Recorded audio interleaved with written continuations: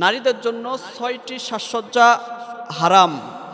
আল্লাহ রাসূল সাল্লাল্লাহু আলাইহি ওয়াসাল্লাম হাদিস শরীফের ভিতরে সুন্দর করে বলে দিয়েছেন। আমরা সেগুলোই শুনবো যে কোন ৬টি নারীদের জন্য সাজসজ্জা হারাম করেছেন। ১ নম্বর হলো যে নারী ঘণ্টিযুক্ত নূপুর পরিধান করবে। আল্লাহ রাসূল সাল্লাল্লাহু আলাইহি ওয়াসাল্লাম বলেছেন এই কাজটা করা যাবে না। ২ নম্বর হলো কপালে বড় আকারের কিংবা ছোট আকারে টিপ পরিধান করা যাবে না। আবার আমাদের সমাজের ভিতরে, রাষ্ট্রের ভিতরে এমন কিছু সংখ্যক নারী মহিলারা আছেন, তারা কপালে টিপ পরিধান করে নিজের স্বামীকে দেখাই না, এমনকি পর পুরুষের সামনে গিয়ে ঘুরঘুর করে। এরকম আছে না নাই বলেন তো? আছে। এবার আসেন ৩ নম্বর হলো আলগা চুল লাগিয়ে অন্য পর পুরুষকে দেখানো যাবে না।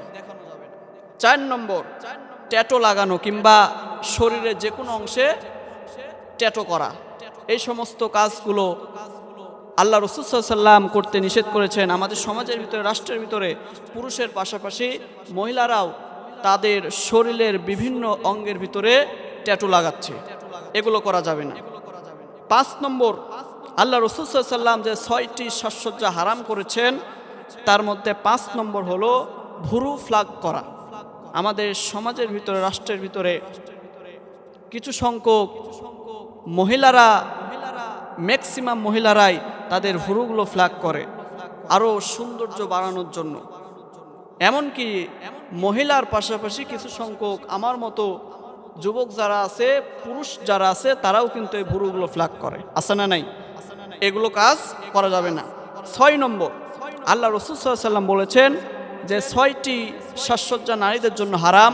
তার মধ্যে ৬ নম্বর, সর্বশেষ ৬ নম্বর হলো পারফিউম ইউজ করে পরপুরুষের সামনে কিংবা বাহিরে যাওয়া যাবে না। এই ৬টি সাজসজ্জা থেকে আমার মা বোনেরা যেন হেফাজত থাকে, আমরাও যেন হেফাজত থাকি। আমার মা বোনদেরকেও বলে দিব আল্লাহ সুবহানাহু ওয়া তাআলা আমাদেরকে হেফাজত করুক। সকলে বলে আমিন।